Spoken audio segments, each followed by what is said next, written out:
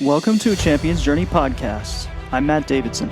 From an early age, I've had the privilege of learning from world champions and world-class performers, and I've always been fascinated by what drives them to the pinnacle of achievement. In this podcast, I'll interview high performers to learn more about the tactics and strategies which have helped them on the road to championship victory. The intent of a Champion's Journey podcast is to interview not only those who have stood on the top podium in arenas of high-level competition, but to learn from those who have conquered life's greatest challenges and have dared to live life on their own terms.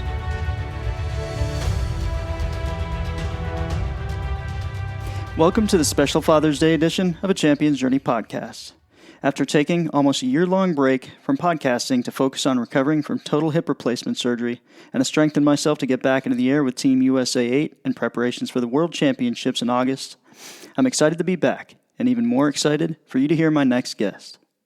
This Father's Day weekend, I had the great pleasure of having a conversation with my biggest hero, my dad, Mike Davidson. Over the course of my life, he's played many roles in my upbringing. He's been my coach, mentor, freefall parachuting safety advisor, disciplinarian, personal trainer. Sometimes he administered a sinister blend of both discipline and personal training. And he's been my career counselor and life coach. Above all, he's my role model and my friend. Looking back, I'm grateful for the values and lessons my dad shared with me. Wisdom he garnered throughout a successful 26-year military career in the U.S. Army. There, he rose from the rank of private to the rank of major as a Special Forces Airborne Ranger.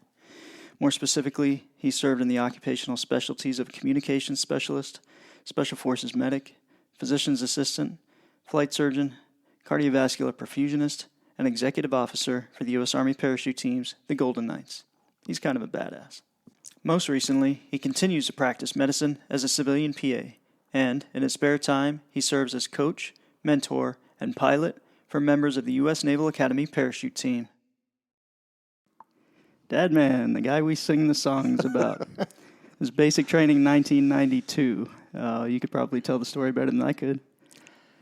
I went to your graduation, and I had my dress uniform on. I can't remember what unit I was assigned to at the time, but had the beret on and the dress greens and paratrooper boots. And after the graduation, we were, I think, in the company headquarters or day room or something, and two young soldiers came up and apparently were in awe of the uniform and the tabs and things, and I think they were young Hispanic soldiers, probably from Puerto Rico, and so with wild-eyed excitement, they exclaimed that I was the guy that they sung the songs about, and I was totally confused until I think they broke into a cadence and let me know what they were talking about, and I didn't know what to say. Like, I guess I'm one of them.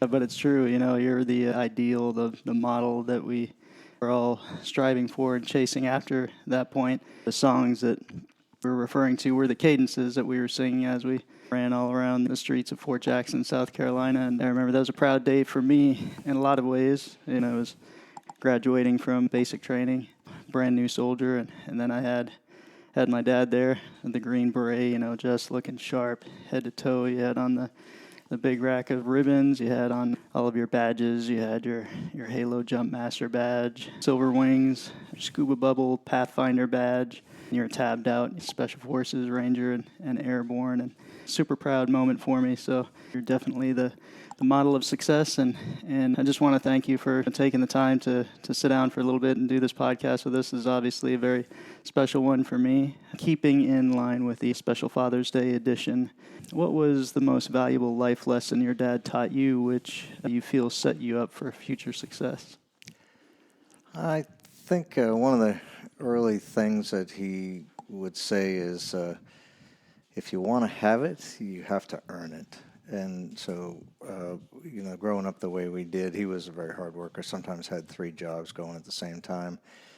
And his accomplishment and goal for the family was to move us out of the city environment and into the suburbs. That was sort of a step up. And so he was a hard worker. He expected the same of us, and that understanding carried me through when I left to join the Army, and I also remember him saying, I don't know what you're going to be doing when you turn 18, but you're not doing it here.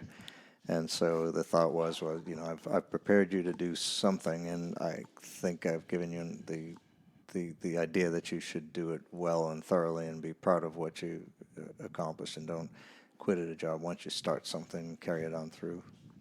So you started your high school job, if I remember you telling me correctly, was as a mechanic? No, I was a gas station attendant. Okay. So I pump gas and then change tires and things like that. Probably not a true mechanic, just do odd jobs around the gas station. One of the things I think about when I was, watching you perform the maintenance on your aircraft, it's super interesting to me because it seems like a lot of that stuff that you're doing there is self-taught. I know you've gotten consult from a lot of other guys along the way who are experts in the field, but it seems self-taught. Did any of that come from watching your dad as he was? I know he had a boat and he worked on his boat a lot. Yeah, so I learned basic tools and how to use tools, and he did basic automobile maintenance. I think when you learn maintenance, it's out of necessity. If you can't afford to just turn it over and give it to somebody else, you end up having to learn it yourself and learn lessons sometimes the hard way. And like you say, you invoke a lot of folks who have been doing it a long while. But if I look back on the years that I've owned the airplane and knowing what I know now is very naive from the outset, and that's interesting that you can get an airplane and be that way. Yeah, for sure. It was really cool to for you to teach me some very basic things, and because I've never been very mechanically inclined and never had an interest in it, but now that I understand more, years later from being a kid about how combustion engines work and the different components, it's easier for me to kind of put those things in a better perspective. What was your inspiration for wanting to join the Army? Well, I didn't do as well as I could have in high school, and had constant reminders of that. Each report card period was sort of a scary little couple of days until life went back to normal, and I promised I would buckle down and get the grades.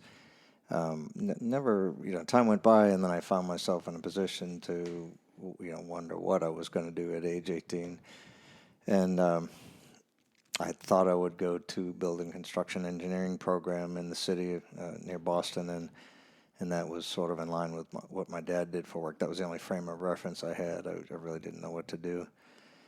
And some of my classmates in similar academic standing were joining the Army in benefits, and then to be based at Fort Devens, which was close to where we grew up.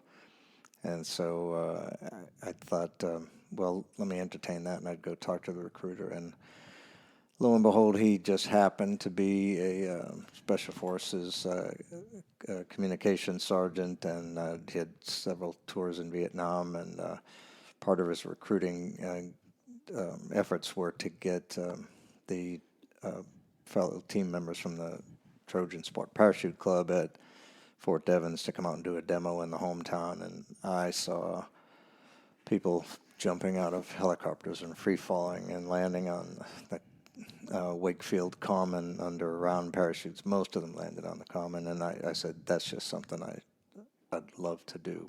Couldn't see myself doing it or how to get there, but I thought I'd give it an opportunity.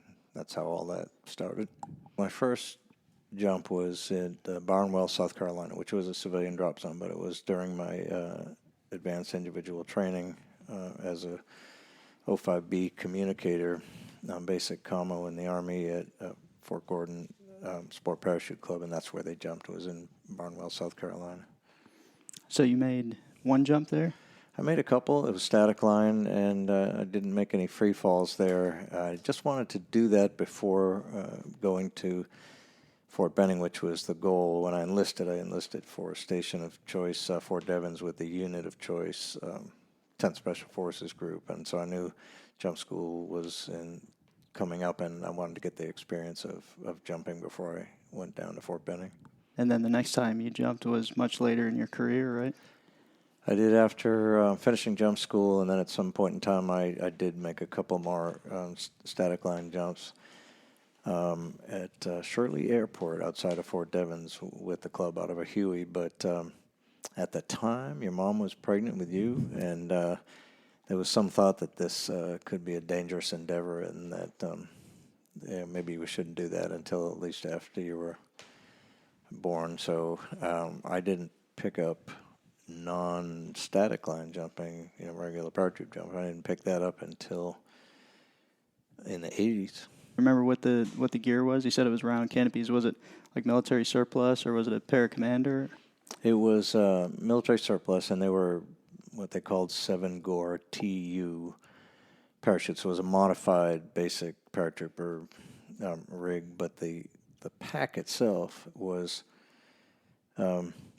it looked more like what you'd see on older Air Force planes as the emergency parachute that the loadmasters would wear when the ramp was open. And so it had what they called hard pins and cones, like five pins on a ripcord that went through cone-shaped things on the other flap, and that's how it was held together.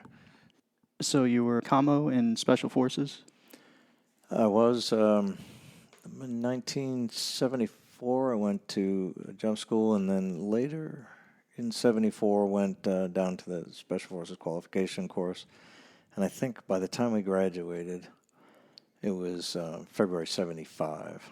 And then, but all that time I was TDY from Fort Devens. I had signed into the 10th Special Forces. What was the Q course like at the time? Can you talk some about that? We, a couple of us from Fort Devens arrived late, and because of TDY orders and whatnot. So the ones who had been there already that were going to be our classmates were they had already bonded a little bit. So here comes 3 people coming in late from up there. So we're already behind the power curve, and we couldn't even get gear and get moved out. So we were even going to miss the first bus load, but the bus came up, and in the company street, there were the cadre came out to get that bunch, and before, all the yelling commenced and whatever else, and we were watching this from the second floor window in the adjacent barracks, and before they moved out, guys had quit before they even got on the bus. That's how bad it was in the company street. Wow. And so we thought, oh, Lord, what have we done?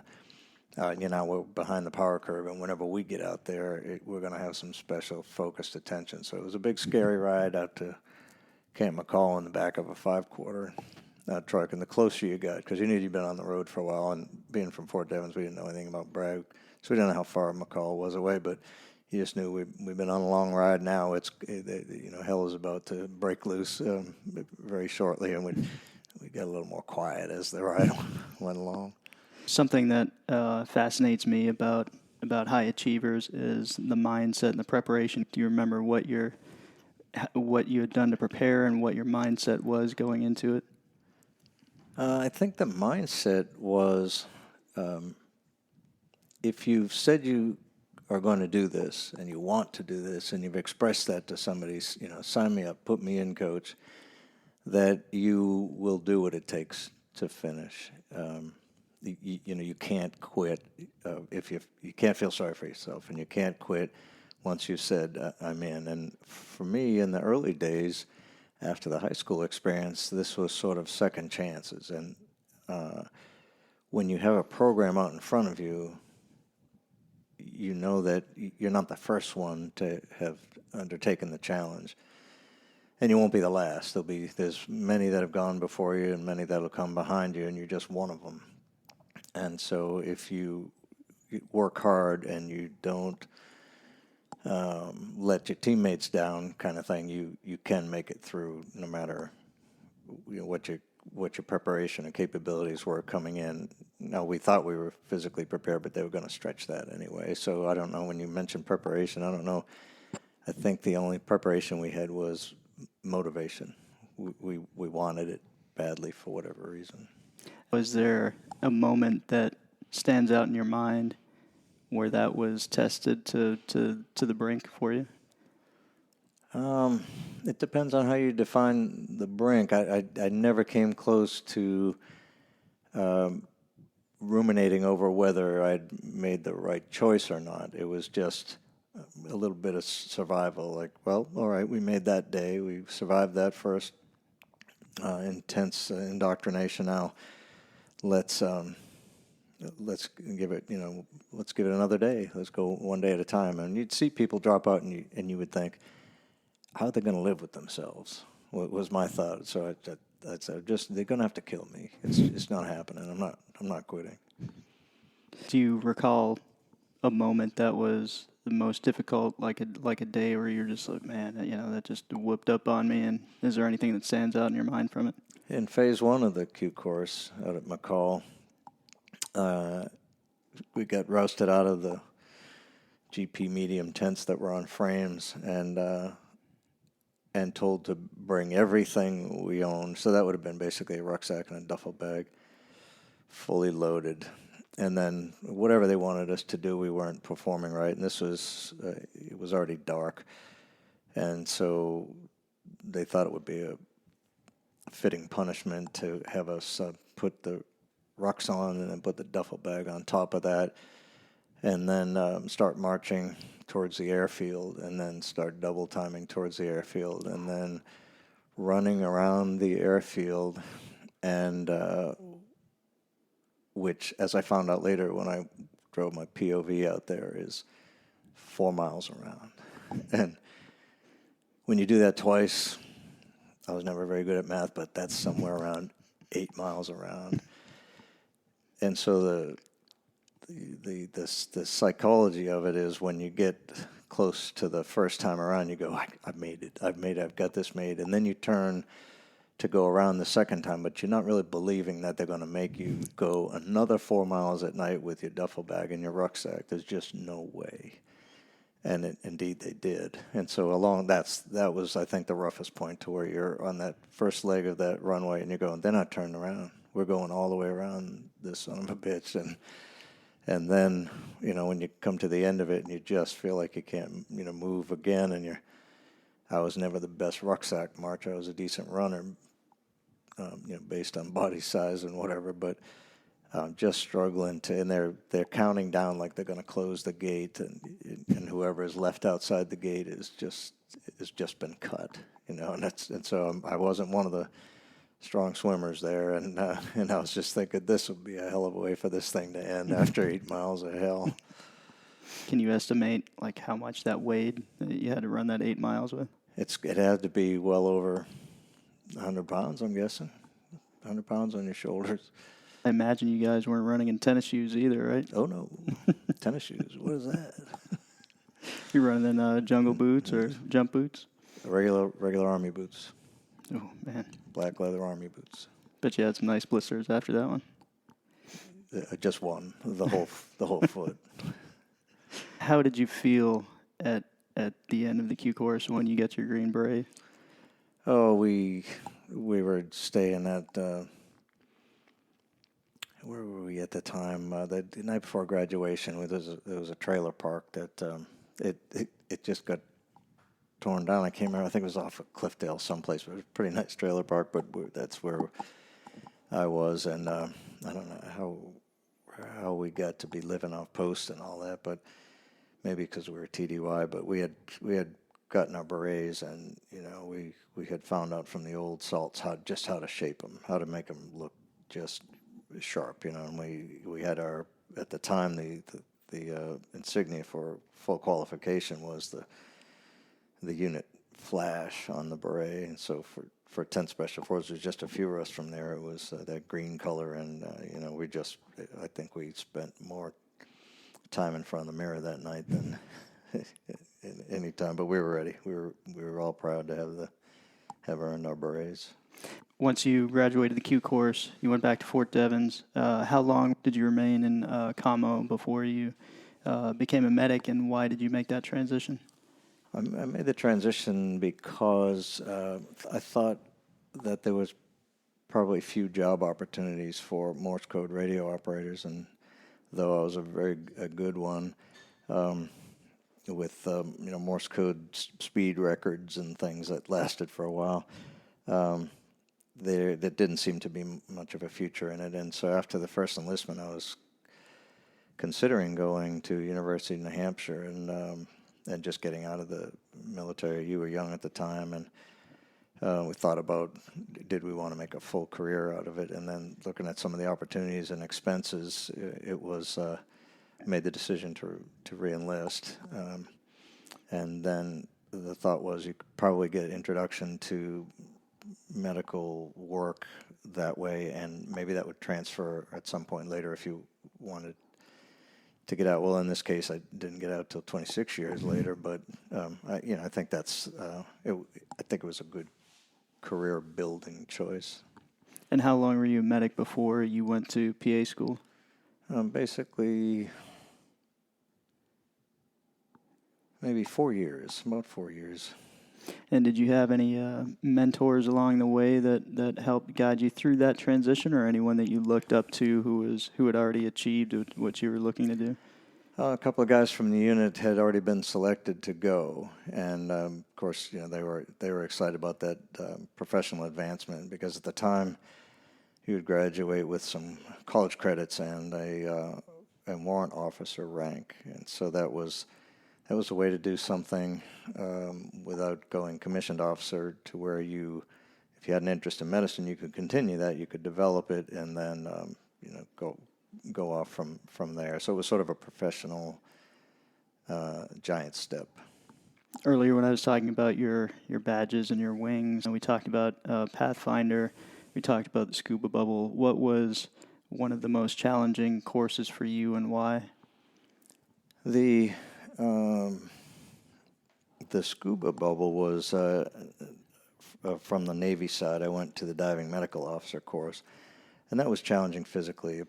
I don't think it's anything like the SF Combat Diver course in terms of physicality, but the mental portion of that was kind of a smoker. There's a lot of physiology and science to diving medicine, and so that was a combination physical and mental course.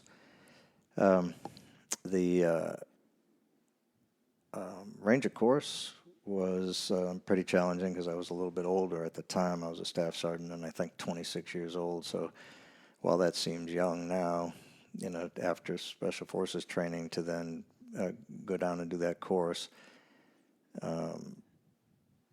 was it was an eye opener for that period of time, where you probably didn't have to go, but you did. And so then at some time during that course, you're thinking, what am I doing this for? I've already done a lot of this sort of training, and so you had to ask yourself, what was the motivation for that? Did you feel that it was just a check the block thing for you, or did it actually give you some usable things that translated into your career? It definitely, it wasn't a check in the block thing, but the interesting part of how I got that slot was I was looking for a dive medical technician slot at the time, and the school's NCO said, "Oh, that slot? I traded it."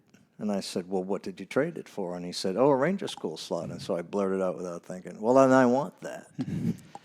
And then, once again, if you say, "I want that," well, then you're going to do that. And then I thought what it would do for me is sort of validate that I was in this for a career.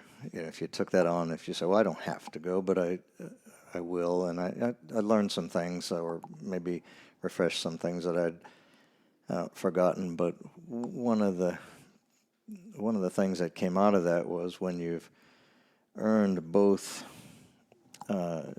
tabs, you can then discuss with folks what the differences are. Now, there's no, I'm not saying that having a Ranger tab is leading the Ranger lifestyle, but in terms of how you deploy those forces and things like that, you're able to say both. And then if someone wanted to get into the ridiculous discussion about which was better, you could say, "Hey, it's just different. And, oh, by the way, I have both." And so I can speak to that, and let's stop talking about that. You talked about during high school where you weren't the best academically. When you came in the military, you were honor grad in a lot, if not all, of the courses that you attended. What changed? I know you talked about the motivation, but as far as how you applied yourself, did you have to do a lot of extra studying, or did it come a little more naturally as you matured? I think the first honor grad was at AIT, and then when you look back, you go, well, that was not much of a challenge, your MOS producing course. But that's a look back thing. At the time, I think what I was enjoying was that there was there's a program of instruction. You know what it takes to succeed, and then if you just pay attention and apply yourself a little bit, you will outpace your peers just a little bit. And then when the success comes, when they say, oh, look, you got great grades and this is what you've done, and now you're their honor graduate. And well, that at AIT, that allowed me to be a PFC E3 before my peers, and well, that's a big deal. It's more money and you're on your way. And then so subsequently, when you take whatever course I took next, was you've done it once, you can do it again. And once again, if you know the system and you know what it takes and you do a little extra, you're going to be successful. And so after a string of them, it was almost like anything less would be, you're showing yourself to be lazy and less motivated. So I didn't want that to happen. And so I don't know if fear of failure ever came in there, or it was more keep the string alive, just keep plugging away, and then look for the next challenge. Maybe you set a standard or an expectation for yourself, and you knew you could do it at one point. You just didn't want to let yourself down, the next time through. Yeah, because then you'd have to say, if you slacked, if you allowed yourself to do it over whatever the length of the course was, then you might do it when someone needs you at a moment's notice. So if you've set that stage and you've allowed that, then perhaps you're worried about, well, is that in my mental makeup where I would not be ready when after all this training someone really needs you. I think I'm paraphrasing here, but Vince Lombardi said winning is a habit, and raising the bar and setting a high standard for yourself, and that becomes a habit, just translates into everything you do in life. Well, one of the things that you talked about the other day, you told a funny story. I can't remember if it was from Ranger School or the Q course, but you were talking about how you were really good at land nav, and you had a little bit of a mishap there. If you can talk about that. Well, in the Q course, the land navigation course, this, in the early 70s, it probably still has a reputation of being difficult. So long distances between points and challenging terrain and that kind of thing. And so the one at the Ranger School was rumored to be less difficult, and so I knew I could do it. A lot of people fail out of it, but I felt like this was a strong suit that I had. So we departed from a place in Ranger School in the first phase, and they sent us out to get all the points. And the return location, unrecalled or unbeknownst to me, was not the same place as the starting location. So I went around, found all my points, and pointed my way back to what I assumed to be the end point, which was the start point. And when I got there wasn't a soul around, not a body. And I thought, well, I'm either very good and I beat everybody back, but hey, where's the TAC NCOs? Where is it?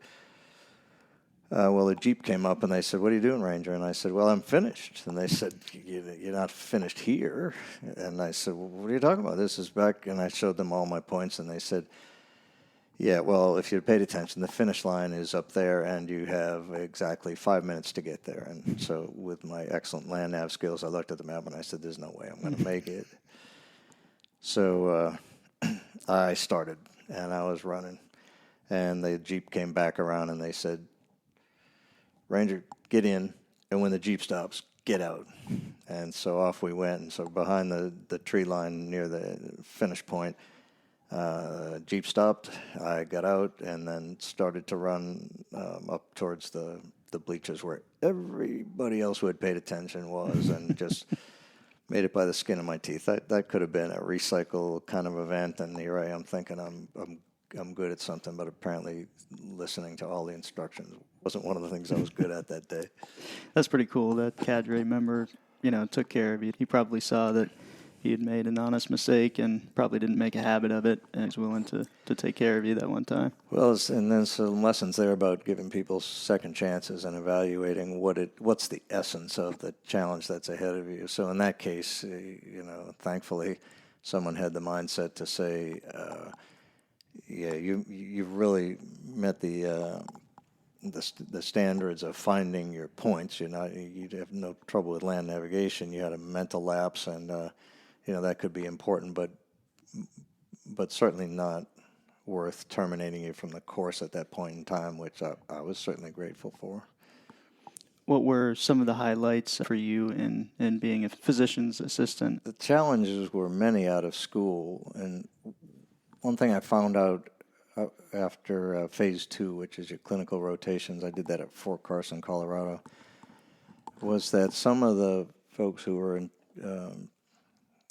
charged with your clinical education didn't really care too much about the non-physician concept. So you were going to be a medical officer, but you weren't one of them. And so a lot of those attitudes have changed over the years. But early on, you could find it difficult for docs to give you, one-on-one attention or really teach you the stuff you needed to know.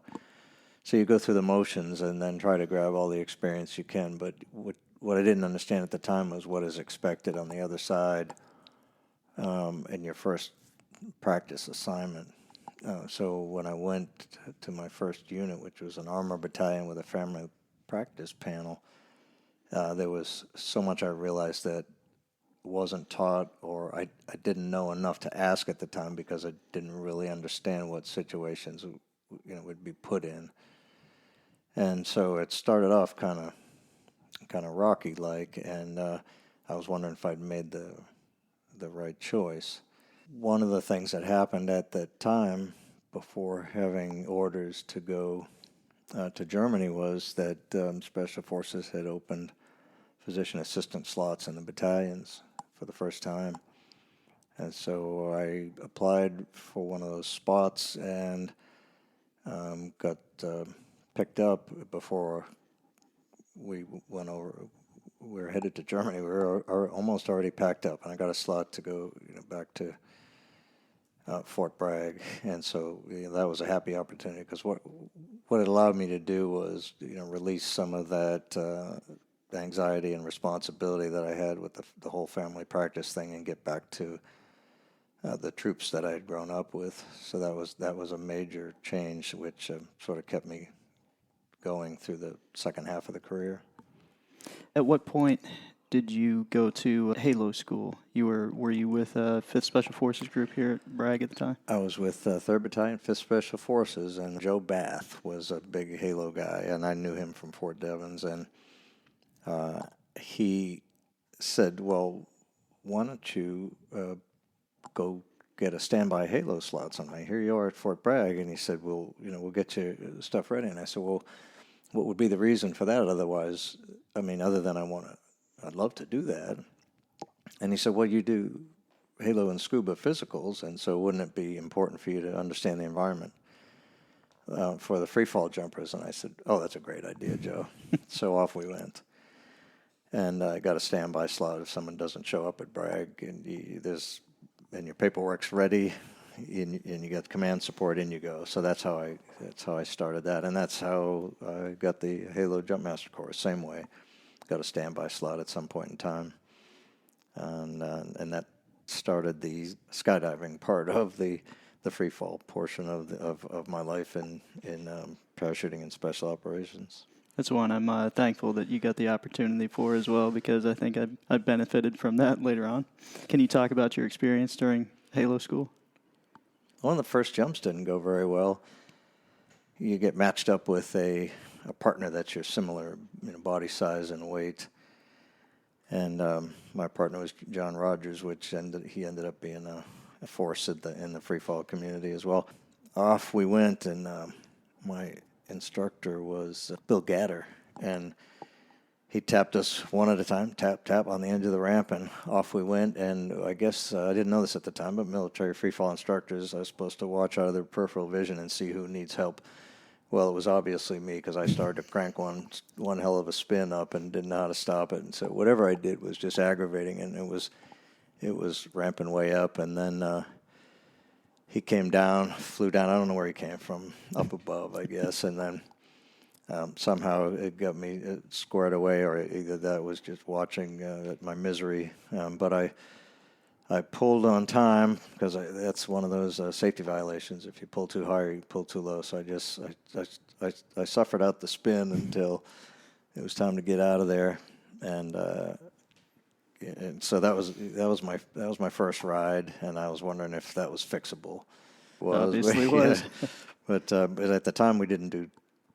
No, we did a tunnel. We did up in Patterson Air Force Base. So we had a couple of rides in the tunnel, but nothing. I don't think like they do now, where you get really solid in the tunnel before you go.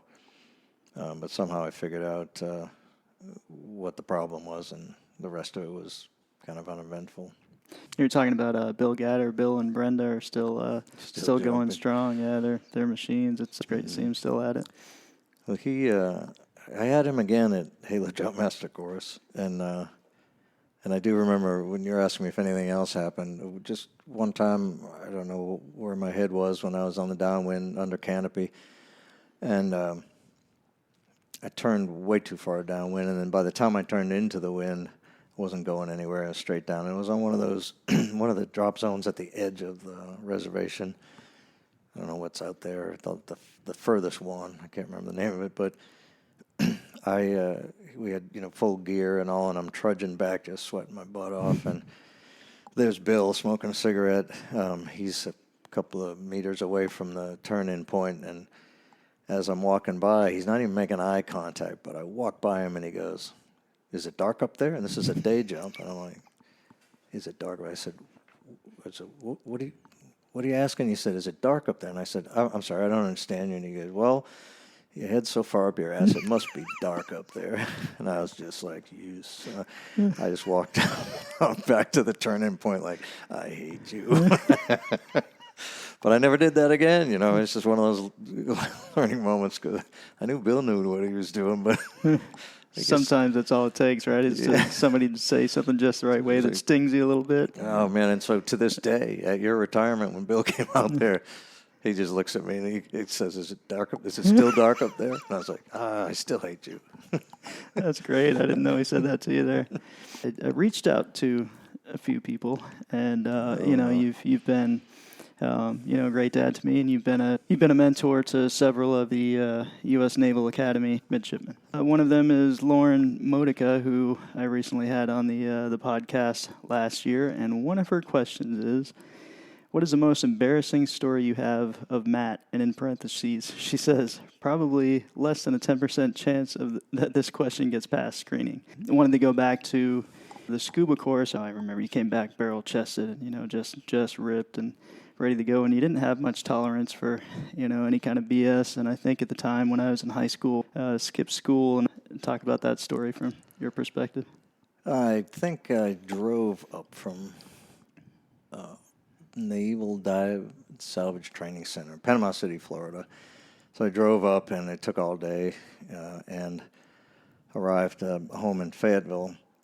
So I've been gone however many weeks that course was, and the first thing I'm greeted with, instead of welcoming spouse, is a welcoming spouse saying, "Oh, you wouldn't believe what your son did today. It always happens when you go."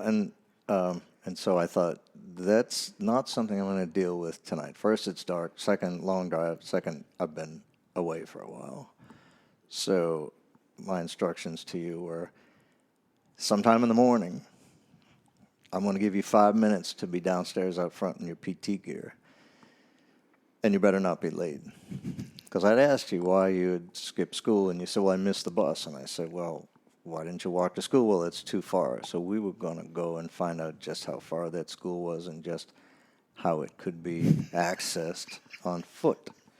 And that was the reason for the meet me downstairs for PT in your PT gear. Well, you didn't make the 5-minute window, and you weren't going to anyway. That was never in the plan.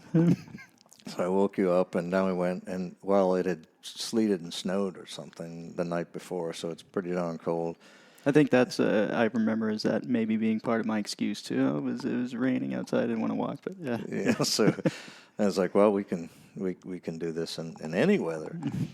So we started with, I think, some warm-ups, which got us soaking wet to start with. And then I said, well, here we go. We're off to running down towards your school. So we headed off. What's the name of that? Terry Sanford. Terry Sanford School, but the name of the road there. Fort Bragg Road. So Fort Bragg Road, down off we go, and we're running at a pretty good clip. And like you said, I'd just been training this way, so my exercise endurance was excellent. And yours was a little bit behind that day. And so the pace we were on, I had fully intended to turn into Terry Sanford, but I told you we were going to go all the way down to the putt-putt course, which is on Bragg Boulevard. Yeah, it was at the end of the thing. And so in your mind, you're like, there's no way we can keep up this pace. And I think I even picked up the pace because we were getting closer to Terry Sanford. We weren't going to the putt-putt, but you didn't know that. And so I said, well, look, how long did it take you to get to Terry Sanford? Here we are. Well, since you're just having a problem keeping up, we're going to turn in here and do some other kind of exercises. And we did, in the tennis court, I think it was, we did push-ups till you were tired, and then we did flutter kicks till you're tired, and maybe a dying cockroach or two. Duck walks. Duck walks, that's right. It was the duck walks. You really liked that. And then after, and we laugh about this story now, but I think we got to the breaking point, and then you did, yeah. So I started crying. It was freezing cold. There was probably an inch or two of like standing water in the tennis court, and like an ice kind of slushy mix, and it was just you found it. I found that point, and so back we ran to the house. And then the problem was, though, is you wouldn't stop shivering. So with all my medical training, I recognized that as hypothermia going on right there in my own household. And I thought, oh, this could be bad. I can't be dragging you into the hospital and say I did this to my child. So I think my stern words were, like, get up and get in that hot shower and don't come out until you stop shivering, because I knew that was the point of full resuscitation. So I worried about it for a little while, and then you came down intact, and I think a good life lesson. Yeah, it was, for sure, and made for a good story, too. The other one I remember was, that really stands out in my mind, was we were living just outside of Fort Carson in Colorado, and I can't remember exactly what I'd done, but I remember you taking me on a run, and I think I was, whining, sniveling at some point. I think I was maybe 7 years old, between 7 and 9. But, you were like, okay, we're going to, run around the circle and, some of the streets around the neighborhood. And I remember those streets had telephone poles and mailboxes. And I think you had us doing sprint intervals between those. And can you talk about that? Do you remember much about it? Well, I didn't realize I started your love for exercise, high-intensity exercise at such an early age.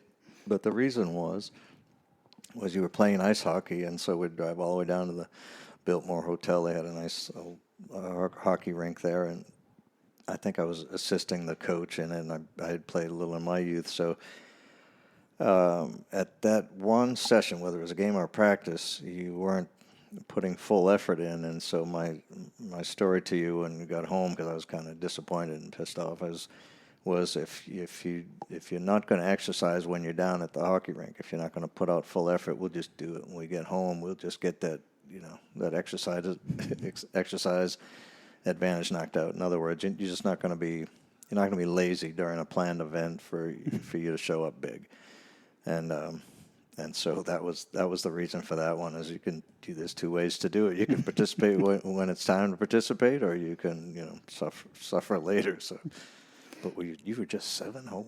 I think so, yeah. Oh.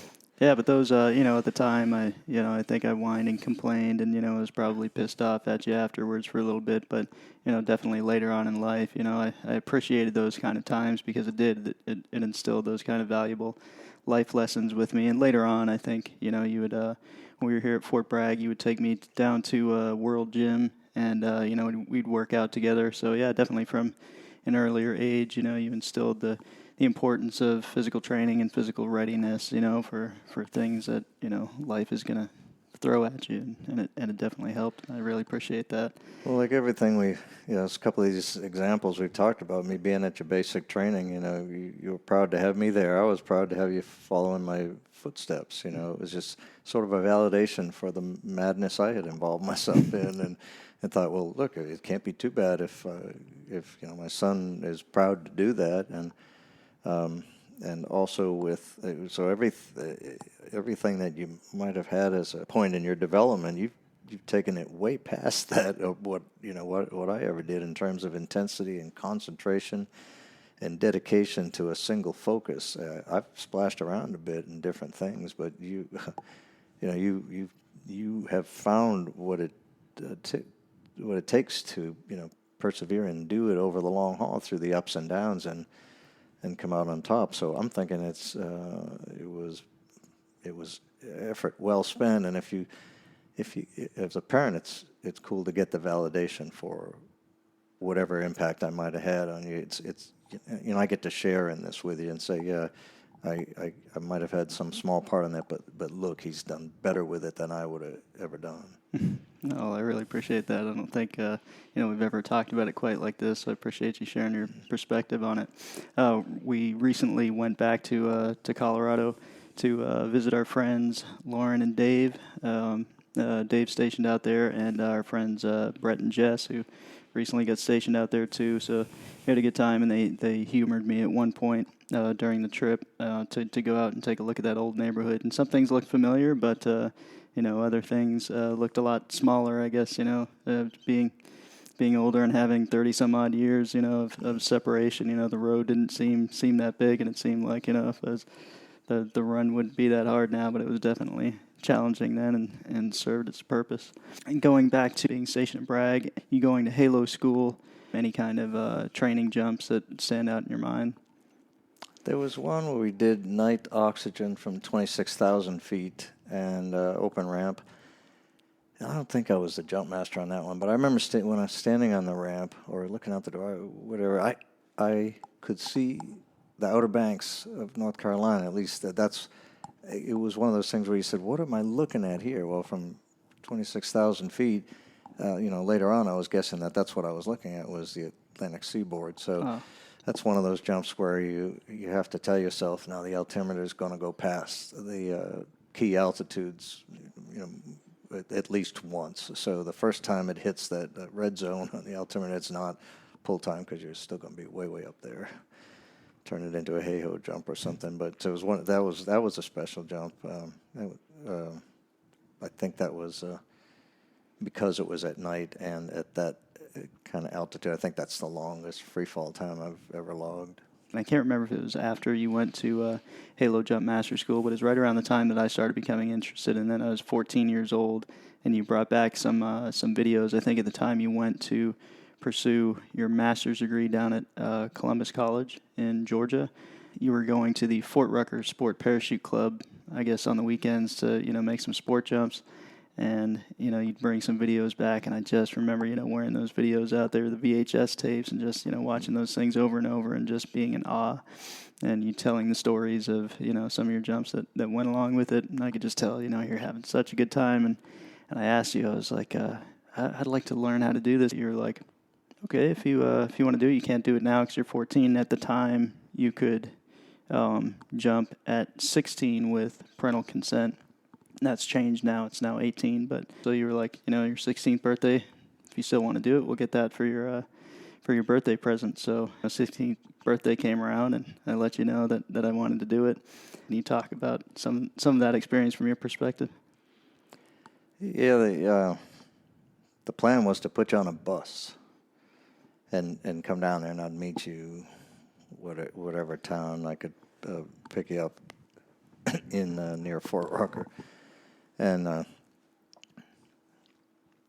he came down to do the first jump course at the Fort Rucker Sport Parachute Club.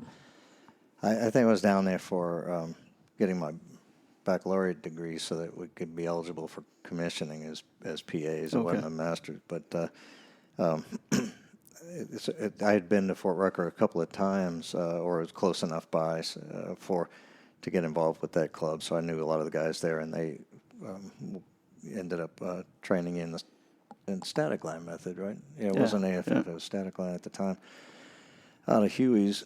And I don't remember who would fly the Hueys, whether it was, I don't think it was student pilots, I think it was regular crew. But it was a sweet deal, and we got to one of the stage fields out there, and we just have helicopter all day long, and that was a hell of a way to start your parachute training. I think it was the perfect location for that. They had a solid club and some good people, and I think you knocked it out in a weekend. The first part of the first, I think maybe 5 or 6 jumps. Yeah, maybe I get up to 10. I can't remember, 10 or 11. Mm-hmm. Because I remember coming back here to Fort Bragg back when they had the aircraft support on both days every weekend, between the Green Beret and the 82nd Sport Parachute Clubs. But I can remember that experience being, so special for me. And one of the reasons why I wanted to, and I don't know if I've ever told you this before, but one of the reasons why I wanted to get into skydiving, because I knew it was something you were interested in.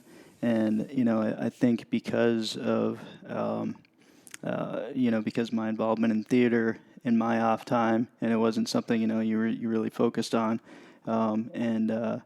just kind of your tempo in the military and traveling somewhat, we hadn't really had too many chances to, connect on a deeper level. So going on that trip down there and being able to have those shared experiences allowed us to, be able to make that connection, and we had some pretty good times along the way. But that trip down there, I think I'd just got my license or maybe learning permit or something. And that's right. I was because we drove back, and I let you drive, and that was scarier driving with you than jumping with you. But I think that all worked itself out as well. But I don't know if you remember a special ceremony. I do. I was just gonna bring that up. Yep. So we were down there, and one of the ways we were able to deeper connect was this something called a schwanging, and I think the statute of limitations kind of run out. I think we've got enough distance of time separation from that. So talk some about that. So I'm proud of your accomplishments as a jumper, and like I said, I knew all those people down and all the instructors. I wasn't an instructor at the time, so I didn't participate in that. I just kind of watched. But like most sports parachute clubs at the time, the military ones anyway, they had a nice clubhouse, and there would be beer afterwards and carrying on and whatever. And so this particular form of carrying on that Fort Rucker had a tradition was this schwanging thing. And so I had no desire to join the schwanging club, and so I had managed to just downplay that, and it seemed like a thing for the regulars, so that was fine with me because it was explained what the tradition was. And so when they were presenting you your first jump course certificate, clap, clap, clap, everybody's congratulating you, and then you said, this has been a special time, but to do this with my dad, but what would make it even more special is if we could schwang together.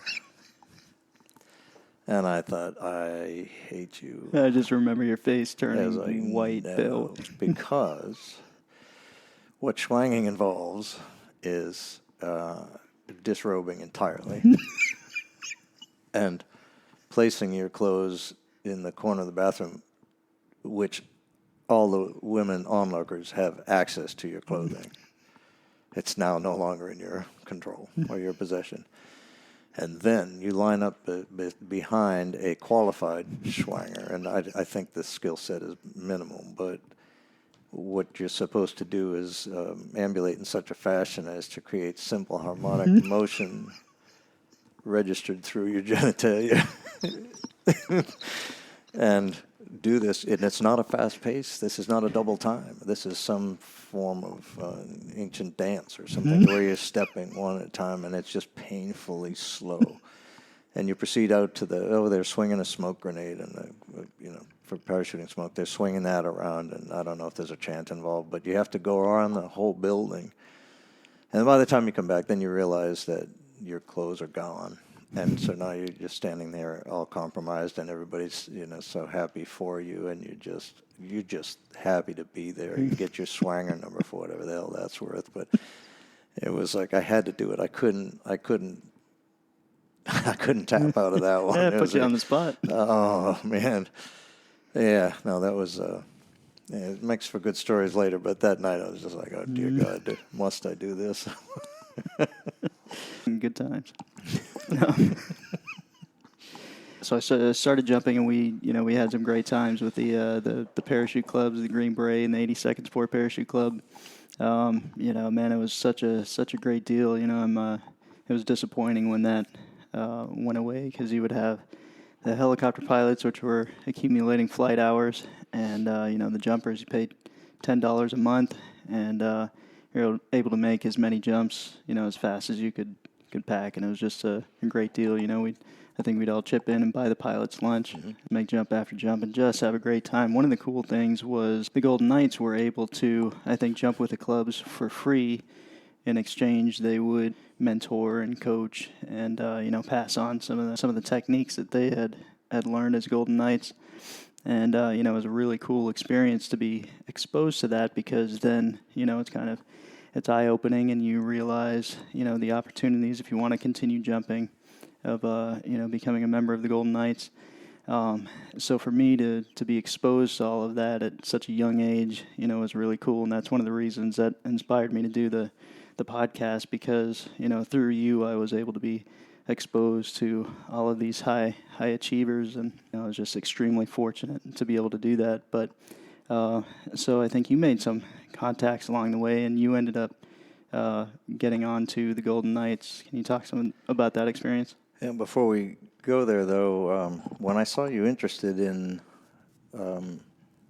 continuing free fall parachuting with the skydiving clubs, and also we started to meet some of the members of Golden Knights in that circumstance you just described, I thought, this is my chance to use your motivation to get you through the teenage years where lots of different things can happen. And so once I saw that you're interested in that, I said, well, if you want to be a Golden Knight someday, you can't have a record. You can't, be a schmuck. You can't be a drunk. You have to just sort of toe the line, because, they only want, certain type of soldier. And so if you ever thought about doing this, then, that's how you have to do. So aside from one or two episodes of teen antics, I think it worked. I think I used that to my advantage, and you came out pretty cleanly on the other side, to where you'd be eligible for one of the longest Golden Knight careers ever. But my involvement with the Knights came because, as a medical officer, and then being on the road, a lot of times they couldn't get access to clinical care, and so I would volunteer to help them out for an appointment or a prescription or whatever, evaluation or whatever it was. And so we got to meet a lot of team members, because I think different Golden Knights used to rotate out. I think it was part of the mission at the time, was to have someone show up at the clubs and do the thing. I think it was, because they jumped a lot during the week, and for them to come out on the weekends was sort of a imposition, but they did it, and I think it was important. And I think that's where there were some. We were kind of considered the clubs the farm teams at the time for up-and-coming prospects for the Army Parachute Team. But after Desert Storm deployment, we came back and everybody got back together. The suggestion was made that, hey, why don't we have our own flight surgeon, medical officer on the team, so we can take care of the business all the time, and they can look out for that, because they didn't have any medical personnel, and so we worked on creating a position on the Golden Knights, and actually working through the process with my folks at Department of the Army and other commands to make it happen. And so I was fortunate to get an opportunity to do that in between assignments. I had planned to go to Walter Reed for an advanced program, and I had been with the Special Forces Battalion for 7 years, so it was an okay thing to do, and get permission to go. over and test this slot at the Golden Knights, and so that was the plan. And the outgoing commander, Colonel Kurt Knight, was behind the plan. The incoming commander, Colonel Brantley, greeted me when I came in the door to tell me that the ex-executive officer who was supposed to come in had pranged himself on a hook turn up in the Great Northwest, and that I would be the executive officer. So that really solidified, at least in terms of my officer records, that I had an assignment as the executive officer and primarily did duties as the medical officer. But the best part of it all, besides being able to be on the team at the same time as you very briefly, was to get to train what I had become, that I really enjoyed doing, which was demos. I had done some with the 82nd Sport Parachute Club, and now this was a chance to really learn it from demonstration parachuting professionals. So that's how I started the brief stint on the Golden Knights. One of my best assignments and proudest affiliations. And why was that? Well, because of the stature of the team, what it represents for the Army. I remember seeing Golden Knights at air shows. My mother used to take us to while Dad was working very hard, and would Hanscom Air Force Base and some other places. She just never missed an opportunity to go to an air show. But she'd want to leave to get back to the parking lot before it got too crazy. And so I'm looking over at my shoulder at the second jump of the day for the Golden Knights. Is typically 2 on a good show day. And looking over my shoulder and watching those guys trailing smoke and coming down and just looking like this is the end of their lives kind of thing. And I was just in awe as a little kid. So here I am years later with a fortuitous assignment to the to the team that I held in such high esteem. And then I got to recognizing that in other military units, I mean, even after coming home from Desert Storm, which is a real thing, is that a lot of times you support and train and never get to do. And here on the Army Parachute Team, it was you were training for missions, you planned missions, you did reconnaissance of missions, and you executed it. And the feedback was meaningful and pretty immediate when you went out on the road with the team. So for those reasons, it was just a total honor and thrill to have been there. It was an honor to be able to be on the Golden Knights with you for just a few months. I remember when I went to tryouts, I was a little nervous about you being on the team, though, because a lot of what goes on in tryouts is based off of peer evaluation. So my fear was that if the rest of my peers found out that my dad was on the team, then they might have the perspective of me getting some kind of preferential treatment. So I was a bit worried about that, and so I was like, okay, when I went into tryouts, I was like, okay, I'm just gonna lay low, stay the gray man, and hopefully nobody finds out about this. Well, I think it was day 1, and we had pulled the bus up to the barracks, and we were going back and forth and to the supply closet and grabbing some rakes or something, and we have our names stenciled on our shirt. And I remember one of the cadre at the time, Larry Sant, he was watching us go back and forth, and he was like Davidson, where do I know that name? And he said it loud enough for everybody to hear. He was like, oh, wait a second, is your daddy on the team? I was like, oh man, I'm in for it now. Yeah, I had I stopped the head of the tryout cadre, Sergeant Rob Coles. He was just coming down the hall, heading to ops, and I said, I got to say something. So I said, hey, Sergeant Coles, and he said, yes, sir. And I said, hey, listen, you got tryouts coming up here soon. And I said, and my son is there, and I probably don't have to say this, but there should be no special consideration for him. And he just grinned a big grin. He goes, oh, sir, there will be no special. He's going to earn everything he gets. And I fully trusted that that's what was going to happen, so that at the end of it you could say, hey, I got treated rougher or at least equal as everybody else? Yeah, I think from what I remember, it was equal. I don't think I got any. They seemed equally as hard on me as they were everybody else, and it was pretty rough at times. But that was another one of those totally rewarding experiences. You talked about the Golden Knights being a highlight of your career as far as the rewards from being able to get instant feedback from accomplishing the mission. Do you have another unit or another assignment that stands out in your mind that's much the same? Well, for the 7 years I stayed with the same battalion. Now, we were 3rd of the 5th, and then we changed to 1st of the 3rd when the 5th group moved out to Campbell, and they stood up the 3rd group. And then shortly after that, we went to Desert Storm. There'd been some deployments to Africa and some other places, and so when the unit was doing things that we were supposed to do, that was special because you felt like all this training you've gotten in all the different specialty areas. When are we going to use it? Well, years later, now the 2 decades of war, and certainly people that followed behind had a chance to use those skills. But at the time, it was episodic. But when I went to Golden Knights, it was every day a mission.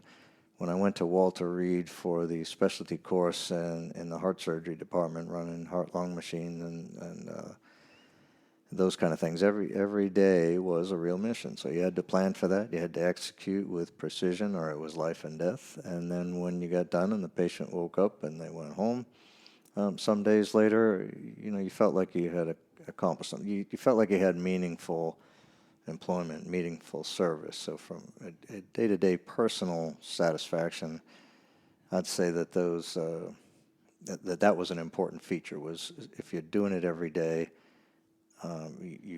that's a good feeling. That was an extremely awesome experience when you invited me to go to Walter Reed to go into the OR and witness the open heart surgery and the perfusion machine in action, and it was such an incredible experience. I remember the surgeon working on having the leg cut open and working on the artery there, and I remember you were like, hey, come check this out, and you can see that they had the person's chest open and the heart was beating, and then went stood back on the edge of the room while you guys did your thing, and then the machine started going, and you can see the blood pumping through the tubes and the centrifuges going, and then you're like, come back over, check this out. Looking inside the person's chest, and you can see the heart stopped, but the blood's still pumping. It was just a super cool experience. I'd forgotten that you had gotten to see that. After the Golden Knights, what was your next assignment? It was to Walter Reed.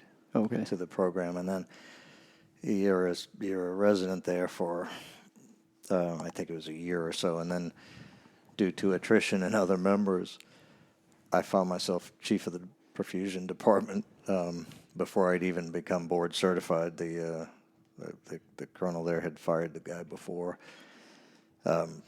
I didn't think it was for very good reasons, and I didn't really want to be next in succession right out of, right having just finished the training program. But I went in and made a feeble excuse about, well, I haven't passed my boards yet. And he said, well, if you're not falling asleep every night with some study material falling down on your face, you're not trying hard enough. And I thought, this is my dad all over again. So it was, off we went on the, getting the program recertified and all kinds of other challenges that, I didn't think I was going to have to do. I thought it would just be, participating in heart surgery every day, but no, off we went to another leadership role. But, Walter Reed was the second to last assignment. And then from there, you went down to SOCOM? Went down to US SOCOM at MacDill, and the reason, how that happened was I had gone from Chief Warrant Officer 3 when they commissioned PAs by an act of Congress, and that was the reason for the degree completion down at Rucker with skydiving on the side. So you needed to have a 4-year degree. So I finished that, and then we got commissioned. So one night I went to bed as a Chief Warrant Officer 3, and the next day woke up as a Captain 03. And then at some point in time at Walter Reed, it was time for next competitive, or actually it was my first commissioned officer competitive promotion, so I made Major while I was at Walter Reed. And then the thought is, well, if you made the next higher grade, it might be a position somewhere that you need to fill, and there was one down at SOCOM in the SOCOM Surgeons Directorate, and so they said, well, you're a major now, you can stay and just sort of fade away, or you can stick with it in the career and move to MacDill. Well, I knew it was sunny Florida, and I knew they had a parachute team. So what could go wrong? So off I went to MacDill, and when I got there, the current officer in charge of the parachute team was Lieutenant Colonel Charles Brantley, who was the commander when I walked in the door of the Golden Knights. And so we had bonded over the years through trips to France and other places as admin team leaders. We nearly killed one another in the Czech Republic on a parachute jump, so we were tight. And when I went down there, he said, hey, I'm getting ready to retire. Do you want to be the OIC of the team? Well, I wasn't the senior ranking guy, but I guess I had some creds with having been with the 82nd team and then the Golden Knights and all that. And so he got it arranged so that I become the OIC of the parachute team and safety and training advisor there, which I've kept that relationship with USPA after getting appointed down there, and that's sort of how I keep going with the Naval Academy Parachute Team. But the problem there was I was more involved with the parachute team. That was way more fun than working at a command staff office where you wonder what's your real purpose. What are you contributing to the entire command at that level? I found myself more easily contributing to the Paracommando parachute team. After retirement, you moved up north to Delaware, and you started your involvement with the U.S. Naval Academy Parachute Team. Can you talk about some of how that developed and how you came to be mentor for some of the midshipmen there? They came out to Delaware to jump because of the complex airspace around Annapolis and Washington, D.C. They're right off the end of an approach for Baltimore, Washington International Airport. It's a pretty busy place. So they'd have to go elsewhere to jump. And so they migrated eastward to Delaware. That had a drop zone at the time. And they found out that I was former military and former Golden Knight. And so when they were asking about demonstration parachuting and some other things, I realized who they were. And so it was easier for me to focus as an AFF instructor on them than the general public, because I understood the military part of it and military application and mentoring and discipline and all those kinds of things. So for me, it was a way to keep the essence of a military career going, where I'd spent most of my adult life, and you miss certain portions of it. So this was an exciting opportunity to stay somewhat connected. And what I found was that these young men and women are incredibly talented and fun at the same time. You'd think of them as being lockstep, rigid kind of folks, but they're just amazing in their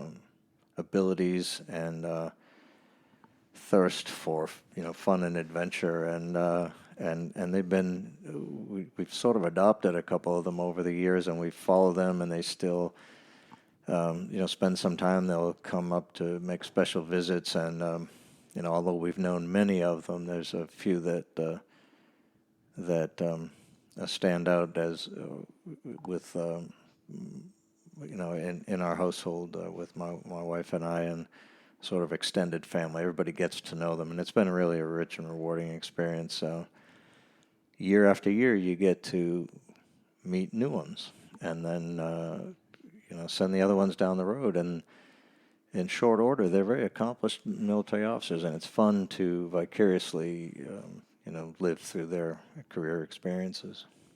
Yeah, some of them that have gone on to become pilots.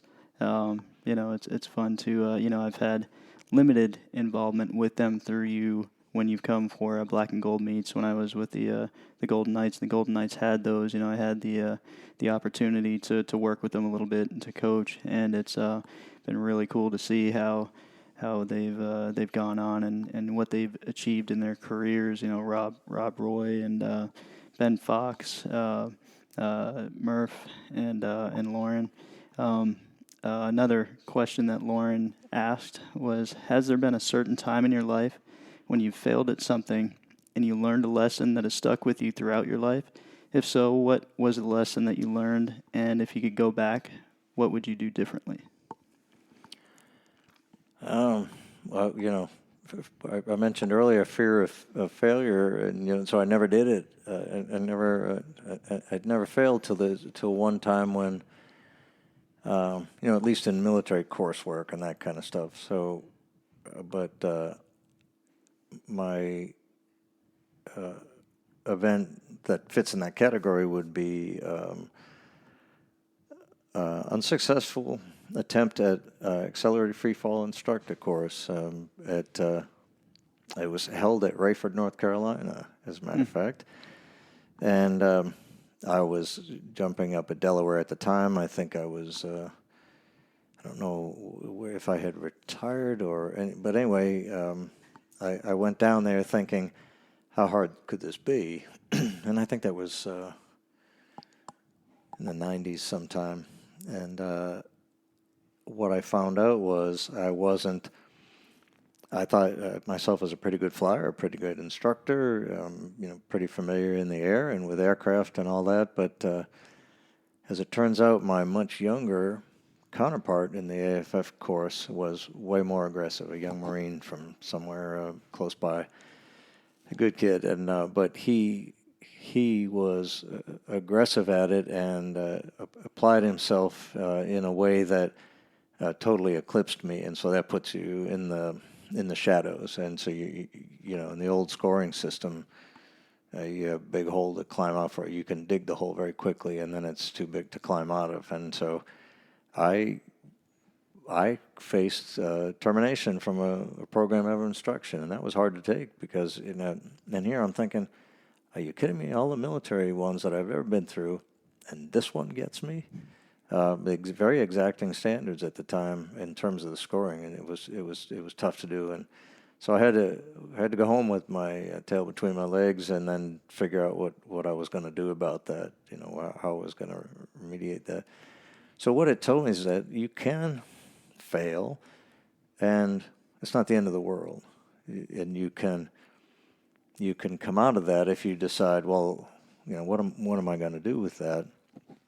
How am I going to handle that with dignity and practicality? So then I had to sort of reinvent myself and say, well, what's it going to take? Now you know why you failed it. What's it going to take for you to have a successful completion next time? So that was one of those moments where it turns around and say, oh, this can happen. This whatever it took before, is the magic gone? I don't know, but that one comes to mind.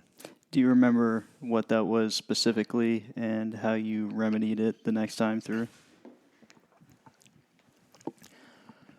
I just knew I had to be a more aggressive flyer. So I had to be there first on the student situations, and so I had to practice the sequence of things that you knew was going to happen. So if you see someone out of control, and I actually slowed down to read some wise counsel from some folks that would sort of outline it. And if you read it and understood it, and then you just applied it, that was the formula for success. So it was the levels of control or intervention. Something. And it was Rick Horn was the one who published that. He's since passed, but he was a California examiner. And it just made sense. It's like, here's what you do first, and so you don't overdo. You intervene, and you do what's minimal to have the student become successful and overcome whatever it is that they're experiencing in free fall at the time. So I just slowed down and studied a little more, and I thought, you have to be there in order to impart these measures of control. So first, get there. Second, in those orders and in a professional, calm way, deliver it, and they'll respond, and you'll be successful. And so I just had to break it down. Yeah, that's a great advice and a good approach for that type of situation. One of the other people that it reached out to was Dan Murphy, and we call him Murph. I think his call sign is Riggs. He asked, "How do you fold a whale?" And the whale story comes from some backyard inflatable toy we had for the grandkids that would come out during the summer. And Murph, I think after it was the year before he graduated, he was going to be detailed to take the plebes through their little hell week or whatever the session is that when they get them and try to break them down and see who's going to make it. And so there's fun and harassment as part of it. And they ask impossible questions, and you just, as a plebe inductee, you're just supposed to know the answer or make it up, or sir, I don't know, sir, whatever. And so we're cleaning up the backyard and trying to fold up this thing. And I was like, well, there's something you can ask a midshipman, see if they know, because we had no idea how to put this thing in a small package. So, and I said, ask him that. And so I think he did. I think he surprised some poor kid from the Midwest with, How do you fold a whale, plebe? I don't know. I don't know what that means. Another person I reached out to was someone who you've had a big influence on growing up, and that's Abby. And Abby asks, "What's your favorite part about being a dad/stepdad?" Favorite part.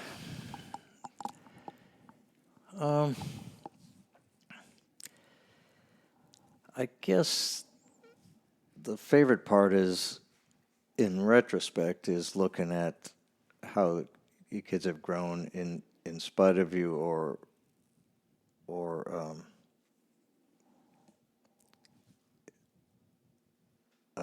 because of what you bring to their lives. So some of it, if you don't make the best example, it's like, well, hopefully they get to recognize that people make mistakes, they're not infallible, and that you can live your best life knowing that people aren't perfect. And then, seeing the success that they have and the talents that they bring, later in life to where you can say, I appreciate having been a part of that, whether I had much of an impact or if I'm just in the audience watching them grow into their own people.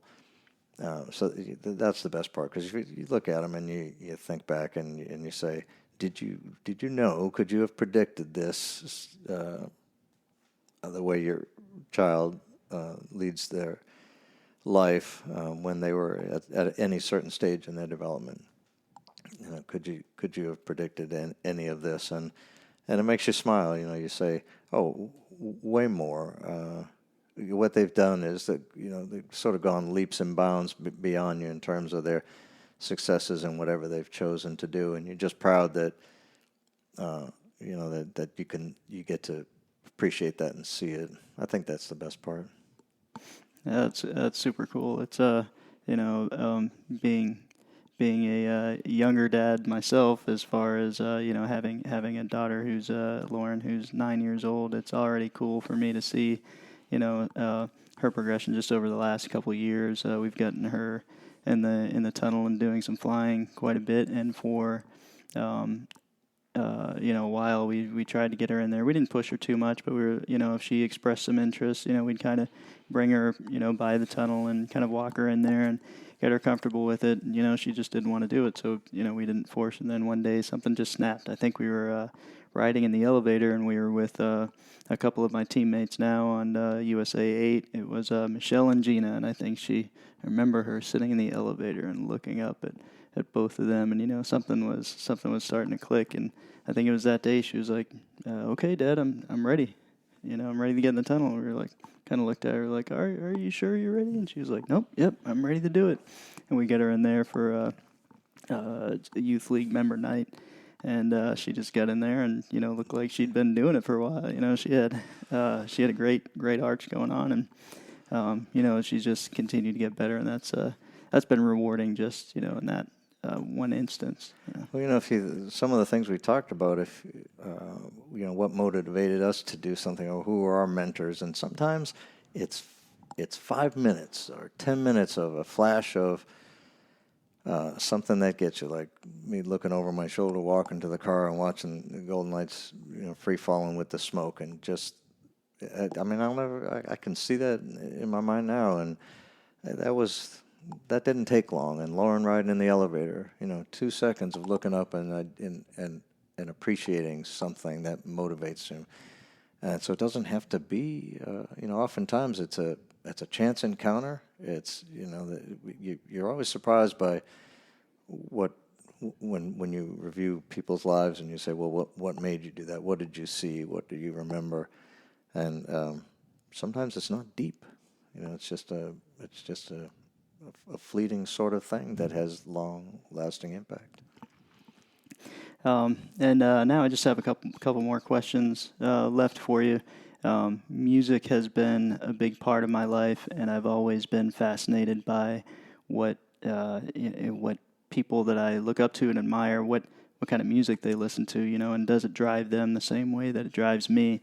I think a lot of my love comes from you. You had a lot of music around the house. We had record players with all kinds of different genres of music, and you had a guitar that you enjoyed playing sometimes, and I enjoyed, picking around with that and just kind of fooling with that a little bit. Greg, has really taken that, and he's an incredible guitarist and musician, and I'm just now starting to pick it up and play, but yeah, it's been a big part of our lives, and I think, both of us have you to thank that from exposing us to all kinds of different music, you and Mom, at an early age. And I was asking, I think I have a pretty good idea, but maybe some other people out there that might be wondering the same thing. What kind of music drives you? Well, I think there's been jokes made over the years about the radio stations used to play what the song set, they would call it the music of our lives. And so when you were young, you'd listen your parents' music, and you'd say, "Oh dear, where did that come from, and why does it sound so sappy and whatever else?" It just seemed like of another time and place. Well, what I found is that all these different stages of life, whether when you're a teenager in high school and then going into the military, it would seem to be a song that you could associate with an event. Whether the music that was playing when you're in basic, the music when you lived at Fort Bragg, the years at Benning, and later on, can remind you and bring you back to those times that are gone and are never coming back. And so it can bring you back to some memories to where then you can now assimilate it into what your thought processes are now that your mind is more mature. And so it's a little bit of folly. You can kind of fade back and then say, I'm probably a different person in many respects from when I would have heard that song first come on the radio. But I think it also makes you deal with some emotions that may have been present during those times in your life. So that's what I got going now is it's the music of your life. It was great to be able to hang out with you in the hangar this week. Hopefully next year when you're here, I'll be able to be more involved with you then. We'll be able to spend some more time together. But, listening to some music there in the hangar and, talking about some of those moments was really cool. And I really enjoyed spending that time with you. And I really enjoy and appreciate that you've taken the time out to do the podcast so that we can all learn, a little bit more about you. And it's been super special for me. I really appreciate it. Well, I'm glad you asked me. I was a little bit reluctant to say, we've talked about a lot of these things over the years, but but as you age, both of us we're always going to be have the same amount of years in between us. But now, what I like to do is look back and say, how old are you now? And here's what I was doing, and here's how old you were when you're that age. So, like, how old are you now? 47. 47. And so at 47, I was probably working at Walter Reed, and then, when you look back to times that seem to go by very fast, I just want to let you know I appreciate you always being, what I consider a solid individual, the person I worried least about, because I knew you had a plan for what you wanted to do, and you were dedicated to that. But it's not just that. All the other things that you get involved with, and the people that I know that you know, and I constantly hear great things about mostly how you interact with people and how you treat them when you could be a different person. And so that's, of all the things you've done, that's very satisfying, foundation sort of thing to hear from people. And I know that to be true. So when they say, he's a fantastic person, I'm like, yeah, I know this I know. Well, I really appreciate that. I learned it from you and from your example, and I learned it from Mom. I was very fortunate to be able to be brought up in the household that I was in and be exposed to the things like skydiving and being surrounded by world champions and high-level performers in all aspects of life, and I really appreciate that.